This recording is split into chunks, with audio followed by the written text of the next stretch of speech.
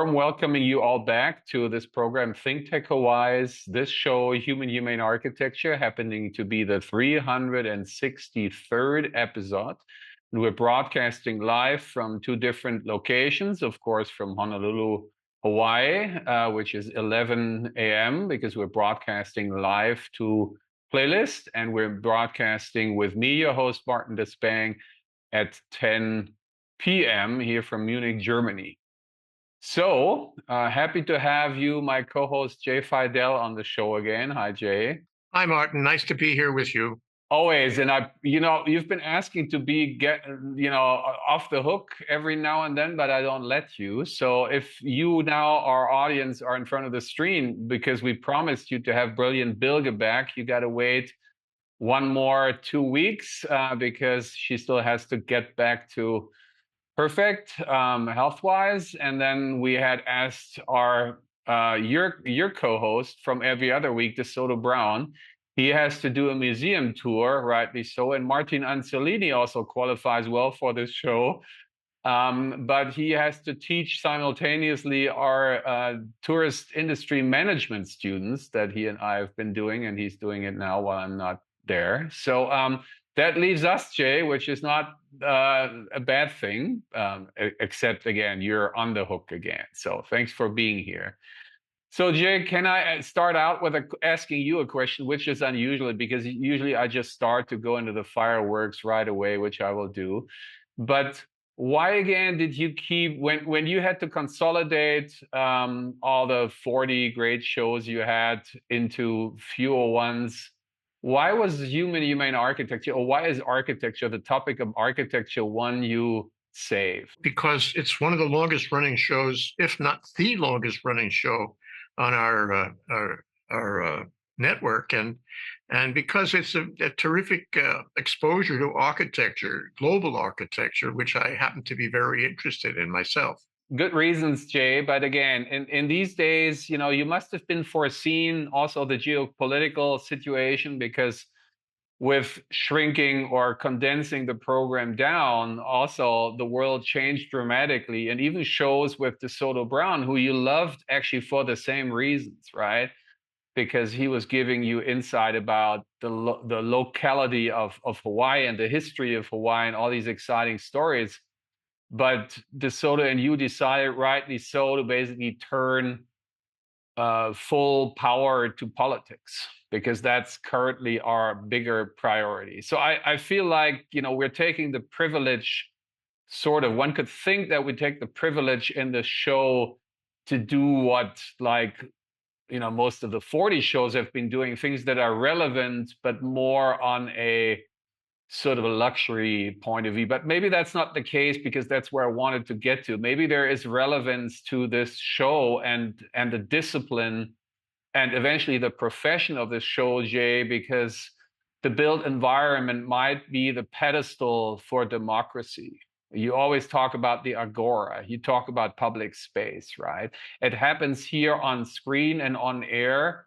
But in order to turn things around, it also needs to happen. Again, we were just talking about the former GDR. That happened in churches, right? People were getting together and pretended they're just there to pray, but they didn't. They spoke to each other. And then they came up with a conspiracy, gathering and said, hey, we got to take this wrong system down. So that's, I think, we want to revisit. And not always do we find, agoras. Certainly in Hawaii, we find them less and less, unfortunately. But today I want to frame it under the umbrella that it is the little things and not the big things. Little things matter. That's like the framework of the show here. And Jay, we are, as we're speaking, with another war and its impacts on all levels that you, with all the other hosts, speak so greatly about every week. It might impact us, and we have a monopoly economy in Hawaii. So if something again happens, which we had before over COVID, prices of gasoline, kerosene skyrocket, as the ones for gasoline do, for cars do currently. People might not be able to come anymore to Hawaii. So what's going to happen to us, right? So that is the framework of the show here, and we want to use the Outrigger hotel chain as a guinea pig of observation for that matter. And again, now you have confirmed you have a copy of your book, thanks to DeSoto, who sent it to you.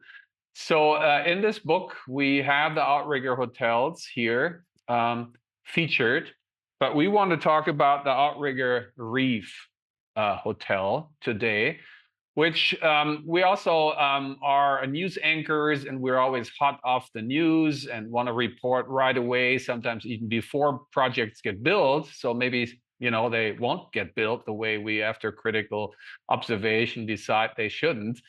It's similar here because you see that yellow arrow here that points out that there is another high rise been proposed to be built, jammed in right next to the Halekulani by our dear friend Ron Lindgren. And it's wrong in many ways because it's orienting the wrong direction. It's not going Mauka to Makai where the trade winds flow, but the opposite. So it would block and clog that. And but they haven't done that yet. So that's the good news. But they have done instead, or in addition, what you read down there, they went through an $80 million renovation. And that's already, you see, that was in 2022. So that's been some years ago. So it's been settling now, but the condition we're talking about is pretty much still the same. As we want to talk about it from inside out and don't judge a book by the cover, but it's not worth talking about the hotel rooms because they are the same old. They're redecorated, they're re-ornamentated, but they're not easy breezy, as you can tell here. They didn't spend any effort on that. They just keep it the major generic hotel room. And down there is the show with Ron, where he had his colleague, Mr. Fitzgerald, basically Photoshop Diamond Head out of the Halekulani remodel hotel room, and it looks like it could be anywhere in the world. So if we imagine that, this is a privileged Outrigger hotel room anyways, because most of them look at the Halekulani, which for the reason we also write about in the book. So the remodeling, you know, this could be an agora, right? This is public space and it's facing the ocean. It's facing the coral reef. Jay, I have been, when I came to Hawaii in 2012, the reef was still the way I imagined it and the way I learned it in school in Germany, right? As colorful, as diversity of different corals and different fish. Not anymore. We have been bleaching it, unfortunately. And so we also want to talk about the details, the fine grain, the micro, and this is how can we shift things. So the materials we use are really critical. So using coral, this is not the coral from the ocean that's still alive. This is the petrified coral, but still, you know, is that something we want to use as a veneer that we put out for question? And this situation here used to be like this. You remember this, Jay, because that was from when you came to Hawaii in the 60s. It had the spiral ramp down there to the parking garage, but it had something more exciting that you still find social media traces and proof of evidence. There was something very scandalous in there. And that was this. That was the Davy Jones locker bar submerged, and the pool was glazed, and you can see people doing things here. That's what, when you go back and read all that stuff, some, you know, rather ambitious things were going on in the pool as well. Interesting. So now this is all kept. This is closed off. And then we see this is redone. This is freshly gypsum board drywall. I always call it, excuse the term, shit rock, because the major monopolist manufacturer's name is sheetrock. But I said, what rocks about that? Shit, because it's gypsum. Gypsum, by the way, material science picks on mold in the tropics. So bad idea to use it as a building material. As I self-case studied in the Waikiki Grant, where I had one water leakage after the other, and we reported out that, and I had the great plumbers coming in, you know, almost every week. So here we go, freshly done and already destroyed by wrong construction, by wrong designing. Usually the architect is to be blamed first of all, and then the architect goes to the contractor and so on. Then to put carpet into public space, also maybe not a good idea, even if you want to make it look like water, but it's not because people, have sand on their sandals, and this was before it reopened with the ABC store going in there. The local motion store was already in, has nice, design. Architects do that too, interior designers. So they like make a shipping container. But why don't you do shipping containers to house people as well as for selling things? We've been talking about that in shows like that. And then the restaurant was under construction. The oceanfront restaurant was under construction. You see a lot of metal here. Metal, Jay and everyone, also corrodes under water, and we have a lot right at the ocean. So maybe not a good idea either. Where also does steel come from? We don't have any steel tree that we can harvest it from in Hawaii, right? This is heavy Pittsburgh steel or China these days, right? Has to be shipped in. You got to mine this out of the earth, the Mother Earth, and you got to melt it, right? This is all very high footprint, carbon footprint wise. And so we with Shift even have to revisit. I mean, this is Germany, the city of Bochum. This is the former steel belt, the canopy we built over the subway stations. But would we build it out of steel these days? Although it is sort of a neo-indigenous material, but steel construction also, or steel production, I should say, is gone in Germany pretty much. So maybe steel construction should also be going away. Back to home, this is the little beach in front of it, and you see the project under construction. This, what you see here, is waterproofing. You try to keep away, you say, ocean, I'm more powerful than you. Well, that's questionable, right? Because what is more powerful than nature? Nothing. Then we put one of the things we point out should be banned by code, that is glass whatsoever, and as guardrails here. So they put that in here, never mind. You see it gets dirty. This is right at the beach. Well, they put their stickers on so kids don't run into it and hurt their head. And then you got the poor cleaning guy, all the time with the broom sweeping off the sand and cleaning the glass as if there wouldn't be any more important things to do these days. Then interior design. It's well done, don't get me wrong. I really like it aesthetically, but ethically, Jay, we've been talking about materials, material ethics for interiors here, coffee shops, or a new kind of new Hawaii wood that one could use, or basalt is our main local material that I'm also familiar with. But should we really use it in such an almost fetishized way, right? This is, by the way, very expensive. We get to that as well. And it's a very heavy use of material just to get across, oh, we're local, we're in Hawaii. That's a good thing, right? Better than, oh, we're from New York and all the finishes have nothing to do with Hawaii. But if they have to do with Hawaii, do they have to be so heavy as in this case here? The other businesses like Starbucks then jump in and redo there's a shit rock drop ceiling again with some fancy patterns. They at least kept the shop front, I have to give it to them. And this is the exterior of the Outrigger that they've been building some years ago with this sort of, imaginary holly there. But we want to look at the details again. This is some tile. And the green stuff there, it should be like where bees, nibble on and get their nectar, but they would get poisoned because this is astroturf. This is fake grass that's made out of plastic. Bad idea, wrong idea. The lobby also then, has fake rocks that everything is fake. This looks like Disney or Waikoloa, out there on the Big Island.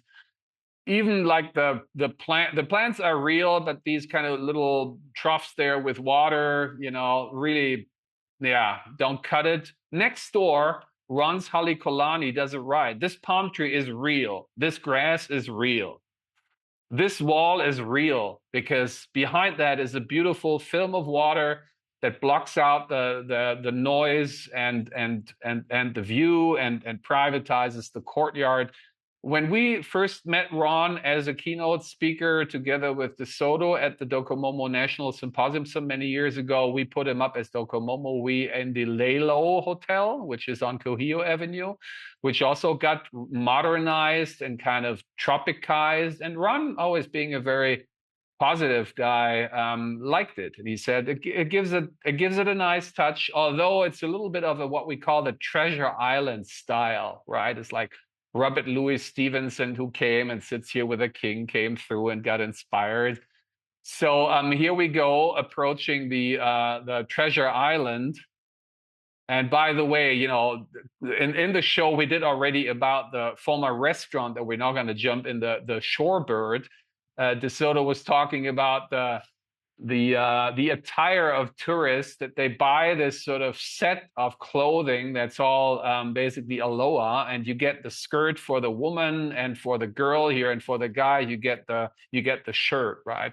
And that's still, I captured that woman there, that's still sort of kept here going on. At least we don't want to get too showy here, but I think what this shows here is that I want to point out, as the person here wears easy breezy attire, also at least that space is kept open, right? So this is open to the breeze, so this is not enclosed and hermeticized, so that's a good thing, we should say.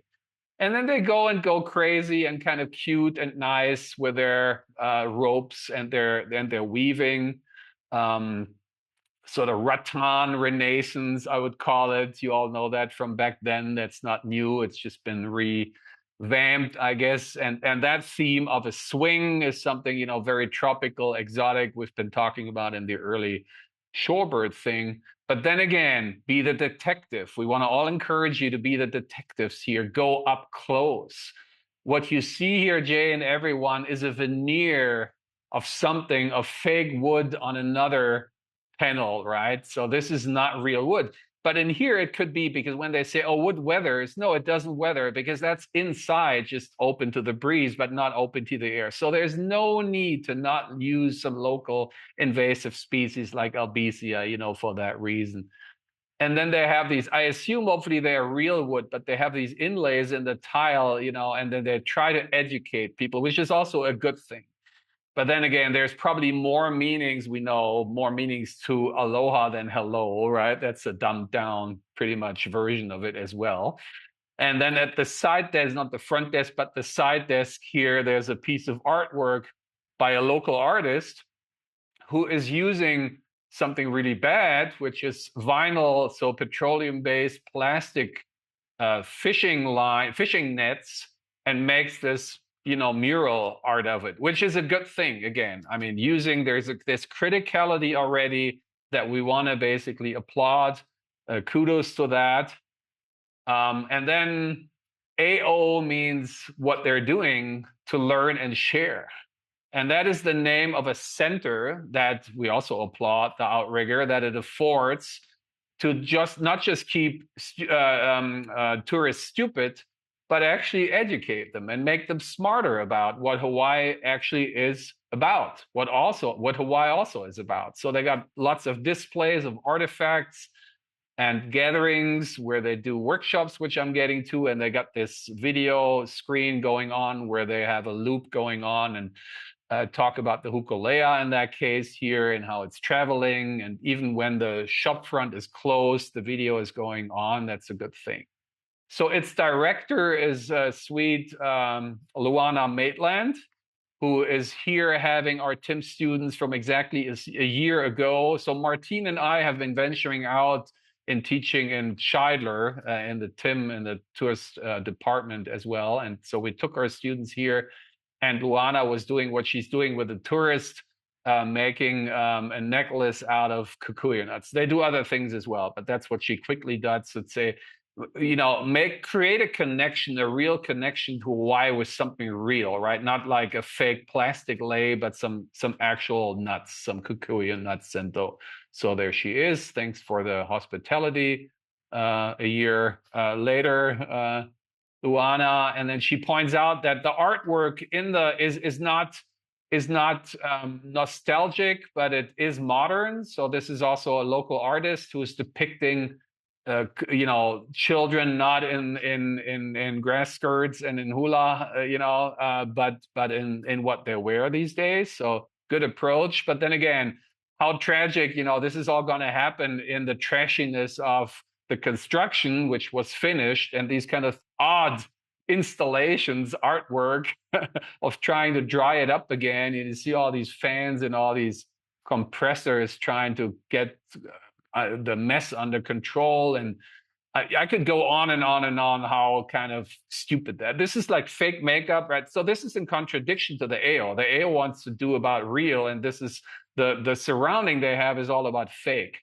And this is where the water they trap out of it has to be put into, and then people mistake it for a trash can, and you see artifacts of Hawaii of these days that the locals adopted Heineken as their favorite beer. I think we dedicated almost an entire show to that topic. And before the remodeling, the areas around, there was actually real grass, and there was actually real plants, and there was real gatherings, little agoras here. This is hotel rooms where people are kind of semi-private, semi-public. And right next door, now we want to talk about affordability, Jay, because if less tourists, could come, or less tourists could afford, that could hurt us. So maybe we should make sure more tourists could afford it. So rather than, in all respect and love for Ron and the Halekulani next door, but this is the Orchids, right? This is high end. You pay big bucks for really good product, and everything is easy breezy. And these roll down tarps are really simple and kind of rugged. I always love that. It's kind of, you make like for the fanciest hotel, you make like these plastic screens to roll down. I think that's beautiful. So next door used to be the Shorebird, you remember, and I remember, and we could grill our fish and our steak on this open barbecue with an all-you-can-eat salad bar for like $25. And you had belt-driven ceiling fans that I've never seen in my life before, and I fell in love with these. And here they are, because you have, like with the electric streetcars, Jay, back then, right? You only had one power source, and then you distributed it through the wires. So here you have one motor, and then you run them all with one motor. How genius is that? How efficient and effective is that? Wouldn't that be a keeper? In the rendering they had up on the construction fence, there are still some ceiling fans, but they look like autistic ones that don't cooperate with each other, and everything else looks like, okay, we're trying to make this nice. Let's see how that went.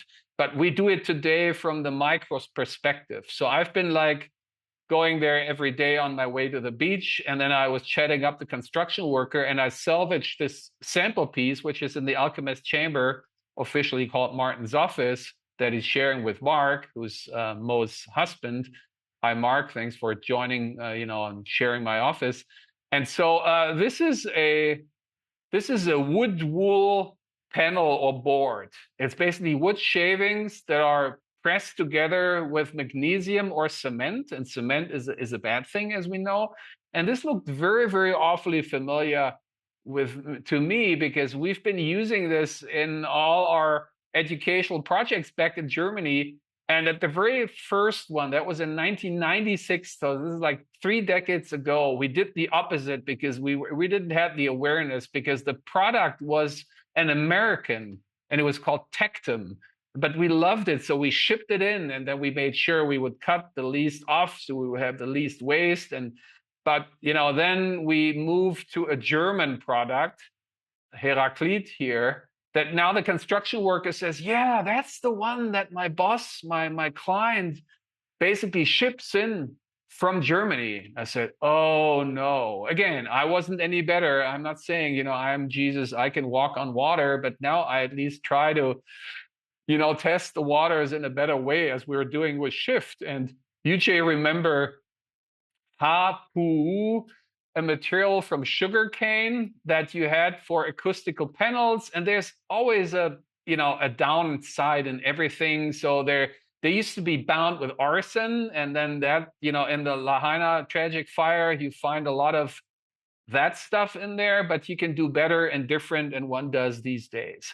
So then they started to basically finish it, and you see there is stuff There's lots of stuff in each element of itself. This is Breeze Block. We have Lance Wanders with his great book and exhibit in the Homa Museum. This is all good stuff, but maybe it's just all together, it's just too much. The wood, by the way, is also fake down there, but the wood up there is at least. And you see, they're called monkey pots. So they also have monkey pots, boards, and to show that off.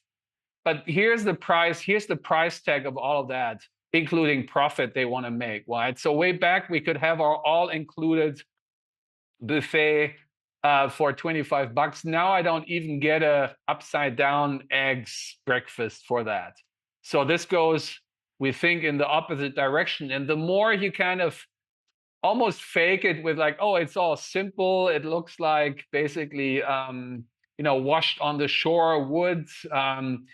But it's all expensive. It all got expensive, and they do this really nice attempt to make it look like it's not expensive. It's kind of rugged. It's kind of cool. It's kind of North Shorey, and you even expose the stupid, water pipes and plumbing that leak all the time. So it also gives you better access to them. They learned from outside, right, where it's all covered up with gypsum board, and but again, all together, it might be too much materials, too many materials from not there, and then also too much cost of everything, and then it's not affordable anymore for the little people. And how does it, what does nature think about it? Like, Mother Nature out there, right?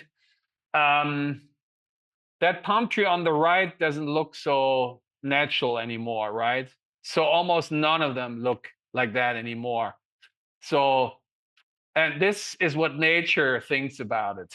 They've just been repasting their plaster on it, and ocean says, I don't care. I rip it off immediately. Look at our waterproofing up there, how long that lasted. That was a couple of weeks after, the first picture. And they do these desperate attempts to drill into the wall with metal that rusts already, right?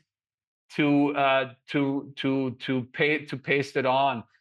Isn't that a brilliant, beautiful picture? I'm only calling Bilge brilliant, rightly so, and never myself. Isn't this a beautiful picture? These two ladies then happen to be from Hamburg, the one town over where I'm from in northern Germany, and they wanted to continue to go to the beach to the Halekulani, but they got caught by the wave, right? And there we go, right? So seawater level rise is hitting us right there, to a point that it's washing out the sewage pipes, and the tourists can't go anymore. You see the guy trying to climb up there. So it's dangerous to go there.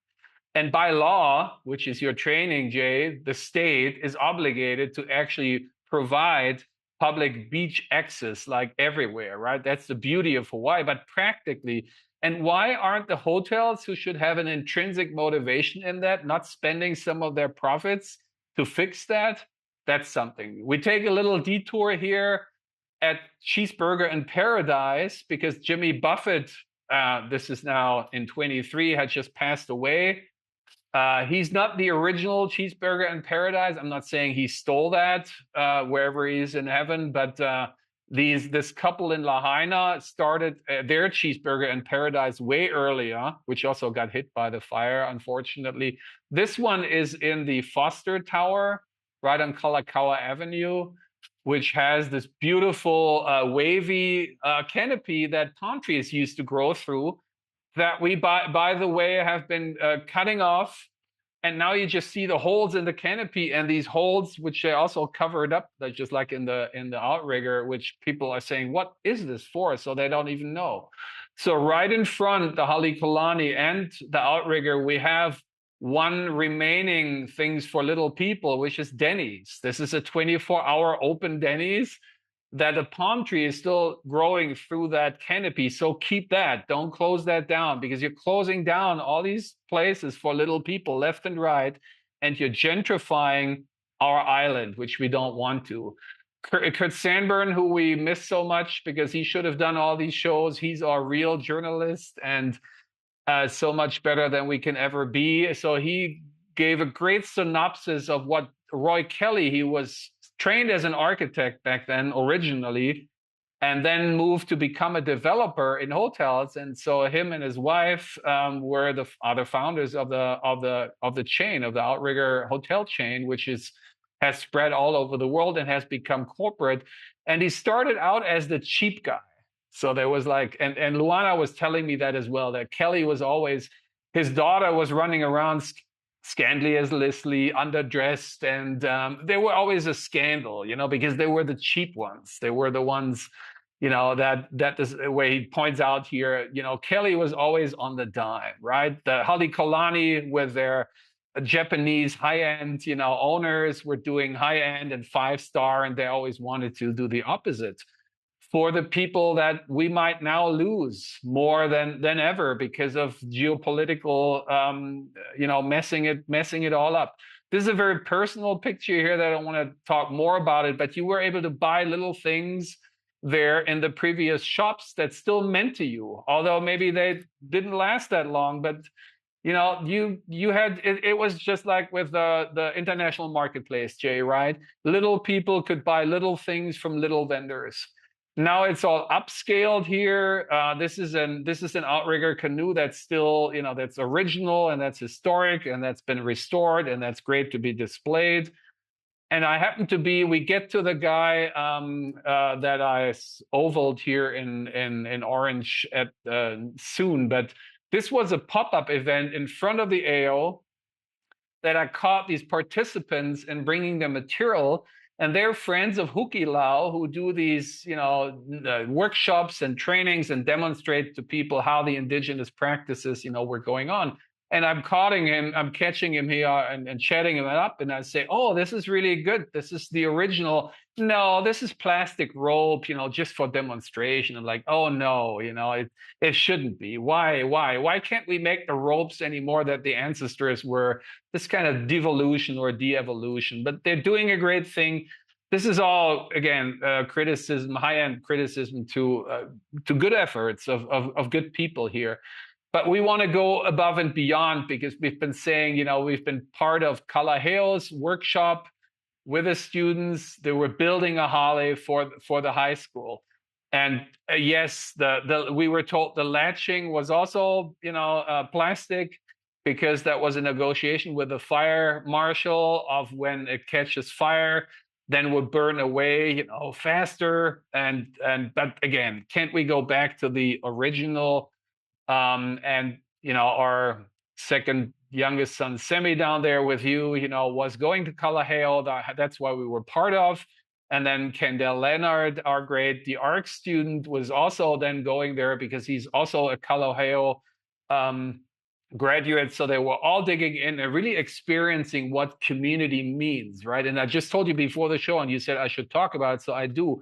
We just had Kommunalwahlen, which are local elections for the mayors and your representatives on a local level. And that's what you learn here on a local level. You learn about indigenous practices.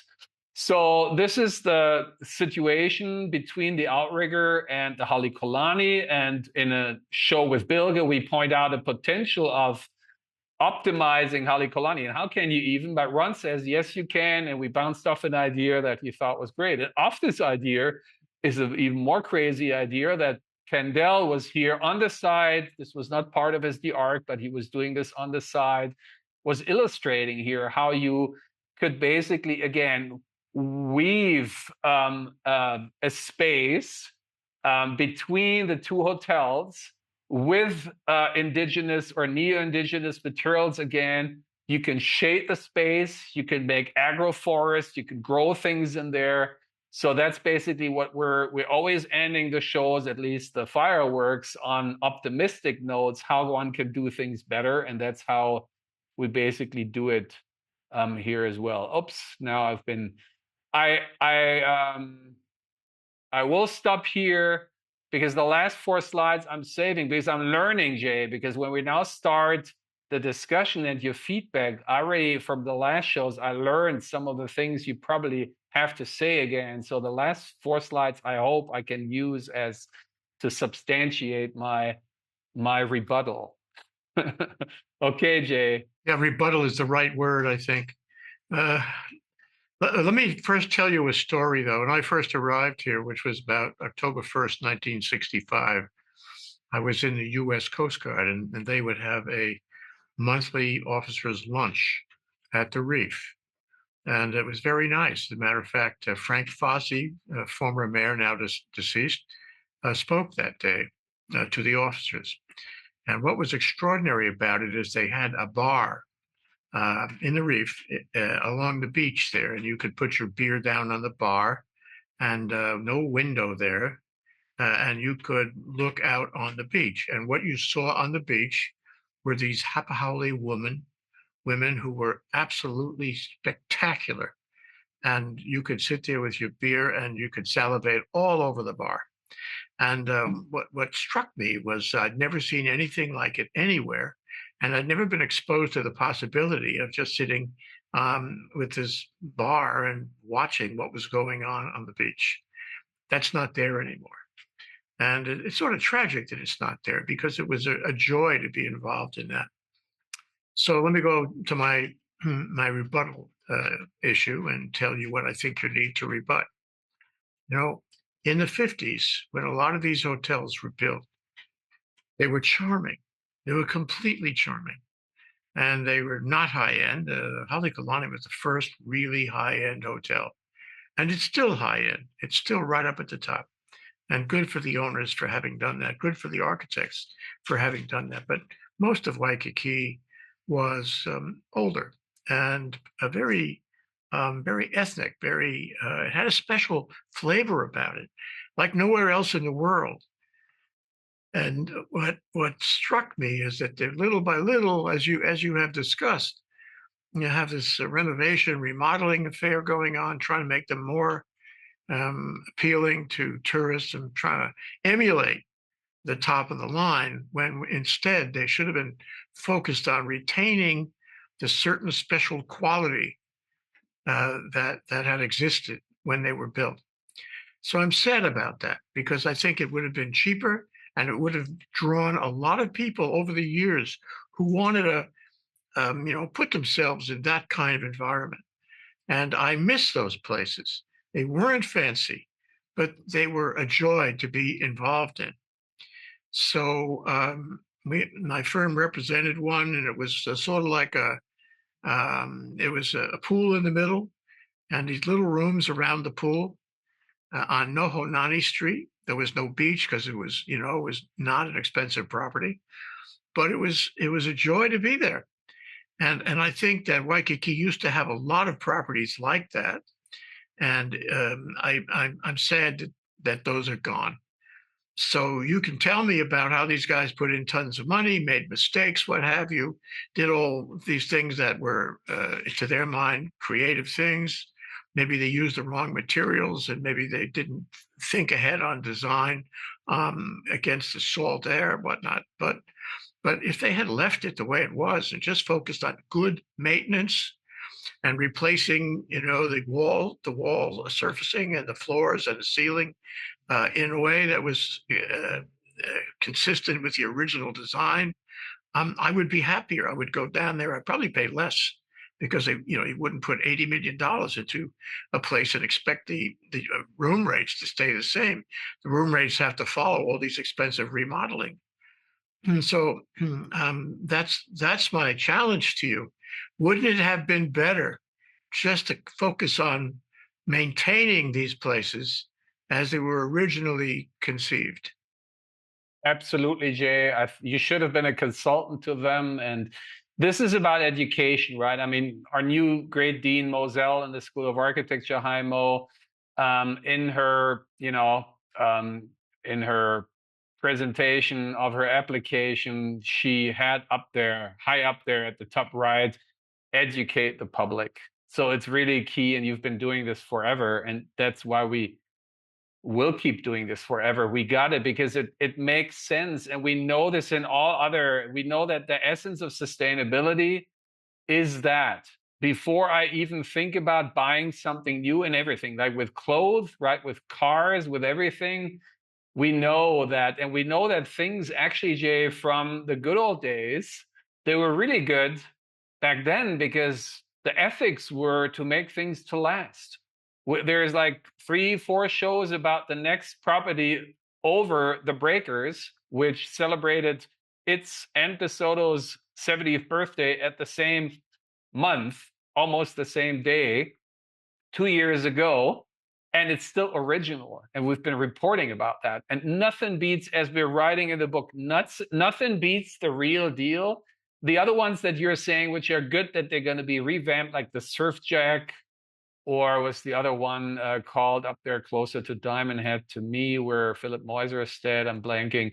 So they're doing nice remodels, and they make it look like it's all low key, right? It's all like, you know, beach style and Treasure Island, but it's not. It's not from beach wood. It's not from found objects, right? You could do that, and you should do that. Like La Mariana is in there, right? La Mariana is that. It's like where the ladies scrambled all the closed down tiki stores in Waikiki and make the amalgamation of found objects. That would be a great idea to really do it. Absolutely. And then this is my point here: spend creativity for something new, while absolutely keeping everything, touching it up, you know, making sure you repair it so it's in good condition. Like your shirt, when your shirt gets worn off, you can fix it, right? You can sew the hole, you know, again, you can do it. And then really spending creativity and having the visitors become, I'm already saying, you know, having the tourists become visitors. I have so internalized that already into the thinking, that you have them participate, and this is doing something. This is helping to keep things cooler. It's helping to feed the tourists. It's helping to excite the students, because the tourists, they can, the tourists, lots of tongue breakers and Freudian slips here, with me stuttering, tourists as students, right? But what I was preparing for, Jay, is again the devil's advocate that you always have to be. Okay, now this seems to be on a timer, and it shouldn't be, but so, you know, we've been doing this in renderings, while Christine Lemaitre from the German Sustainability Board says no more renderings and no more models. My professor back in school said, I don't trust the models. So there are desperate attempts to illustrate what could be. But the quotes up there, show quotes up there, right? Conrad Roland on the Big Island was a master of rope structures for climbing playgrounds. This guy Saraceno there has been doing installations like that, where people can actually walk on netting. Larry Medlin here, the great buddy of Fry Otto, has been doing this in Montreal in '67 and in Olympics. And we have our sweet Kaili Chun with Hong Tong Zhao together as an installation, networking. Also getting political, Jay, it also looks like connecting tissue, right? That's what AOC likes to say, connecting tissue. So this is where we're talking. This is about Agora. And while we have said thanks to Luana already, we'll also want to say thanks to Sherwin, because the previous slide, Jay, I was defending and saying it is technically possible, right? So the next Debbie and David Downer would be like, well, is it culturally possible? Yes, it is, according to Sherwin, because Sherwin works, or at least used to, I'm not sure, because again, I'm not there anymore as of now, but I will be in spring, next spring. And the first thing is I will look for him, because he was always, when I'm going there, half dressed, as you can see me down there. The picture is what Ron took, and he said, oh, you were walking by and looking like Putin on his horse, you know, being bare chested. I miss Ron's humor so badly.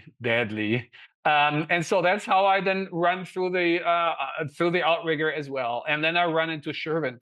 And Sherwin then starts opening himself and says, you know, Martin, you know, I used to be walking bare feet, and I can't anymore, because I'm in these shoes that I have to wear, and this air-conditioned AO, which is a conflict of interest between what they want to get across as a message, and then, you know, how they get architecturalized and hermeticized.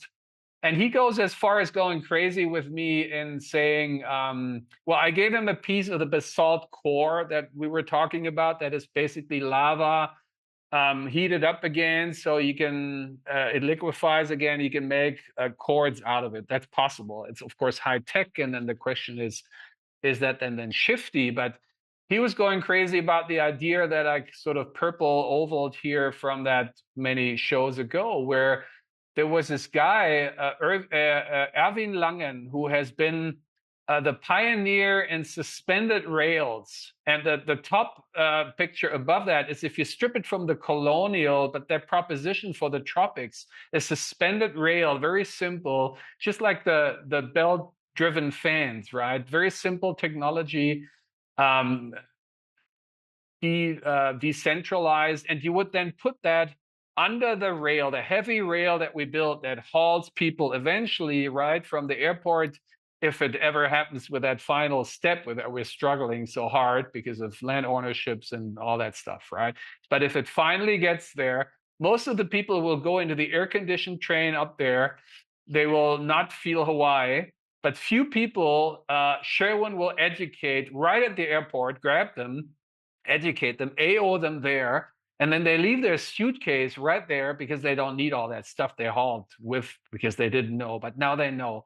Sherwin teaches them how to make their own clothes out of leaves, which he does to tourists in the AO. I mean, not as clothing yet, but as, pattern and fabrics. And then they can hop on that suspended rail that is basically hijacking that space that's there anyways, because the truss of the heavy rail is like a T, right? So in these corners here, you can make that rail, and then people self-pedal themselves to Waikiki, and they get the real deal. And Jay, then why social media will talk about that, right? And these are the cool ones, and that's what people want to do, and they don't want to do upstairs what everyone else is doing. That's how you start out, like with grassrooty, right? From bottom up. This sounds weird, but Sherwin is just as weird, and he is Hawaiian, right? And he's open to these things, and that's pretty cool. Well, let me offer you a thought. One interesting thing is that Outrigger used to have, I don't know if it still does, a hotel in Papaete. And it's a kind of hotel that we've been talking about. It was consistent with the culture. It was open. It was an easy place to be at. It spoke of Tahiti, and that they know how to do this. But the other thing I wanted to raise was an idea I had while you've had this discussion, and that is, in the residential marketplace in Hawaii, there's something called an historic property, right? An historic property, it's sort of frozen in time, but it has to be maintained, and it has to look good. It has to be faithful, to the culture and the history, and so forth. And if you do that, you can have your property designated as an historic property. And if you have your property designated as an historic property, you get a big tax break. So it's a very attractive pathway. Some of these hotels, some of the ones I was talking about, circa 1950 or before, where Hawaii was in the transition to become a state, become a fancy destination resort. Some of them are really worth keeping, worth holding on to, just as you've said. And you could designate those hotels as historic properties. I don't think, maybe you know more, but I don't think there are any such hotels in Waikiki now. There could be, even now. We as Docomomo, we just said 70s turned 50, and 50 is the magic number because everything older than 50 years qualifies for that. So the Outrigger, right, from when you came, 60s, even more. So absolutely right on. And so now one more back to the technological part where you might say, well, weaving these things might be weird, and our guest for many shows, and he's coming back luckily, and we wanted him to have on this show as we wanted to have DeSoto, but DeSoto again had to give the museum tour, and Martine is teaching the TIM students as we're speaking here. But he's also been, we're talking about the book. This is our Honolulu book here, which is turquoise. Natasha has given us the color to match the beautiful Pacific Ocean on low tide. And then we got the blue water color here for the surrounding Polynesia. And Martine Anzolini has contributed this great essay right at the beginning of the book. And again, in the show quote on the right there in the middle, we've been talking about that in this culture, people are still and can weave out of natural material. So you might have the German Martin with his high tech connotation of the basalt core, which is still a local material, but then you need technology to process it. While then maybe this could be the main structure as a hybrid construction, and then the infill could be the Colombian Martin legacy and heritage, doing it yourself like Hawaiians used to do. And we're nearing the end of the showtime, Jay. So with the book that you now have, and hopefully others will get themselves as well, this is again that part. So the weird stuff we've been ending on is in the book, as you see down there. And obviously, thanks to the many shows that you let us do, this is the only of all the 150 guides. This is not this one, but this one is the only one that has ThinkTech Hawaii shows that are linked to it. So to the Outrigger, there's these 3 shows linked up there. These are the QR code links. And obviously, if this book hopefully would go in its 2nd edition, then we would have to link this show as well. But the more important point is that you viewers should now add your own shows. Hopefully we have educatedly enlightened you about looking closer, right, Jay? Not just, let yourself fooled by the surface, right? Go down to the substance, become a critical thinker of what is it actually, right? Go up close to it, knock on it. If it doesn't sound like wood, it's not wood. And then go and complain and say, hey, this wants to look like wood. It should be wood, but it isn't, right? You might even, go and lick things, that's like, when we did, this sounds weird. We built a school for disabled children some quarter of a century ago for a public German client out of solid timber. And it's called Ilmazi, integrated learning with all the senses. And one of the senses is our tasting sense, right? So I promised a building that you can lick. And then there's the natural resin coming out of the pine and spruce wood. And the kids are actually, so ever since I met my clients, the users, the disabled, I know we should be all more like them. And, because we consider to be normal people, we let ourselves be fooled by, as you always call it, capital concentration that is so, clever, right? So tricky. It wants to fool us for its benefit. But people like the disabled children, they don't let themselves be fooled. They really get to it. And that's what we want the tourists, because what the tourist demands, right, is what the developers will do. So please, visitors, all demand things like that. And maybe that's my closing note. What would yours be, Jay? Oh, I have a couple of points I want to make, if you don't mind, Martin. Please do. Number one is the book. The book is really beautiful. It's a keeper. And I got it, thankfully, because you asked DeSoto to send it to me, and I received it from him. But if I was somebody else, how could I get that book or multiple copies to give away as gifts? Where could I find it? On that note, thanks to DeSoto again in multiple ways. Not only is he one of the authors, but also the contributor. If you look at down there, the top picture that is depicting how you remember it. This is actually the one on Kalakaua Avenue, right? This is when you watch the original Hawaii Five-0 in the opening sequel. There is a police car with a horn going on, and it drives by. It speeds by that building, and you see it. You see its glass facade, and also in the Elvis Blue Hawaii movie, Miley, who is his scripted girlfriend, works in this travel agency, go figure, tourism, and the whole movie portrays that pioneering heyday tourism that you're talking about that we should bring back.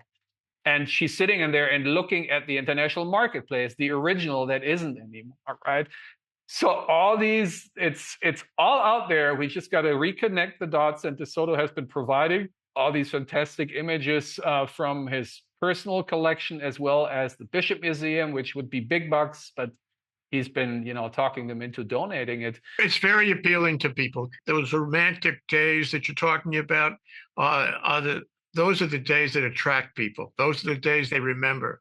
And if you could just touch that particular nerve, you get their recollections and their romance, and the book does that.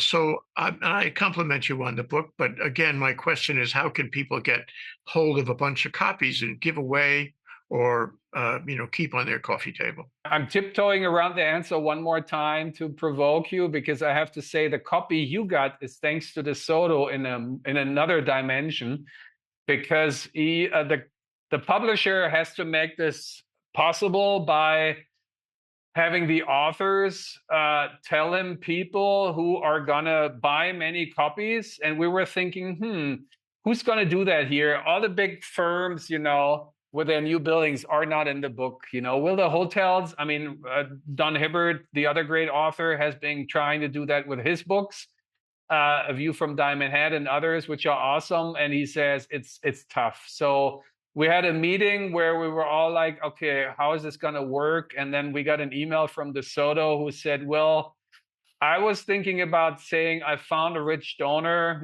or well-off donor who's going to buy the copies that equal the amount of startup fund of $14,000, which makes 600 copies that that company would have to buy.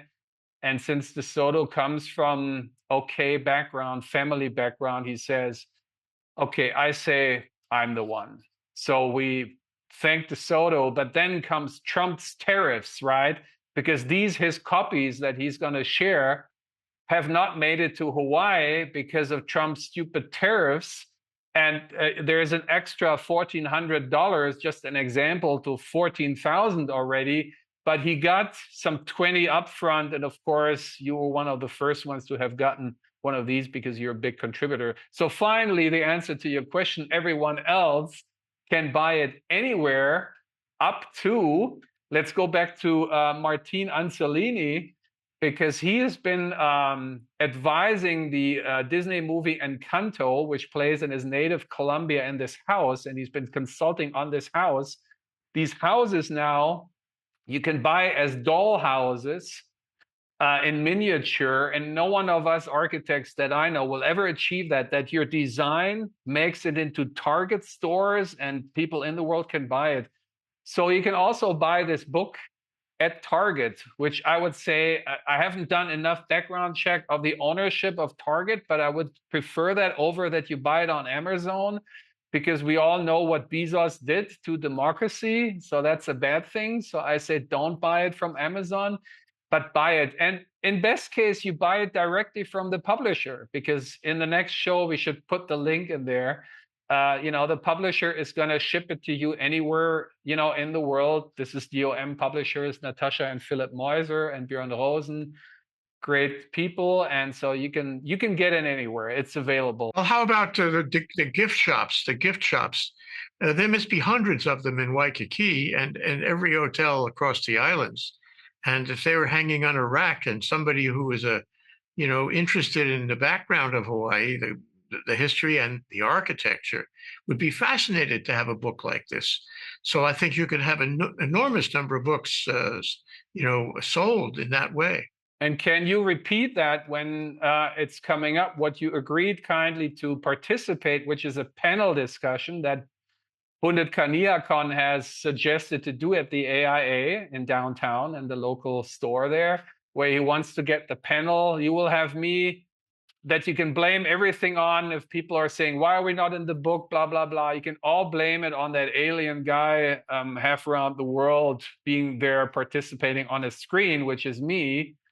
And you can get all the compliments for the good things of the book. And so hopefully, again, thanks for being there. So all the authors are going to be there. DeSoto, Don, Bill Chapman is going to be there. Bundy is going to be there. And you're going to be there. And please repeat that. This is good for a brainstorming. And maybe we should invite the ABC store, management to begin with, and saying, hey, be part of that panel discussion. Great idea as always, Jay. I always talk about public spaces. And if you go to New York City, you find out that people who have aged brownstones. They give them to the city, and they get a big tax deduction for it. And some of these hotels, it's too late for them to do any kind of work. So what you could do is set up a system where they get demolished, and what's left? Green grass. Green grass is left. Parks that extend all the way from Kalakaua to the ocean. In terms of access, right? And in terms of trying to retain the old Waikiki, the cultural Waikiki. And if the city set up a system like that, I'm sure it would work, and it would make Waikiki all the more attractive. You're even more crazy than me, Jay, right? Which you always tell me, rightly so, because like International Marketplace, again, just opposite of that storefront with a bug. That used to be like that, right? International Marketplace used to be an open space that got spotted and dotted with little huts, right? But it was open space, but capital concentration, quoting Jay Fidell, that has things in his hands and claws, made it into this big high-end mall. There we go again, right? And there's two courtyards in there that I will never forget when Bobby Opa, who's founding principal of WCIT, said, "Oh yeah, that's what my ancestors would have been doing." Mauke Tumakai, he was doing the whole spiel, right? And it was like, okay, Bob, give me a break, but your courtyards are astroturfed. I mean, we always, rightly so, honor the Hawaiian culture as any indigenous culture, but Hawaiian ones in particular, right? They were sustainable. That's all they were. And they would have never even touched or looked at something as bad as AstroTurf. Again, it's petroleum based, it's plastic, it kills the ocean, right? It's like, and so this is really, I think, Bob, would be great to get Bob back, sort of like to support something that we see on the bottom right? Do the real deal and not fake it and become complicit with the profit makers only.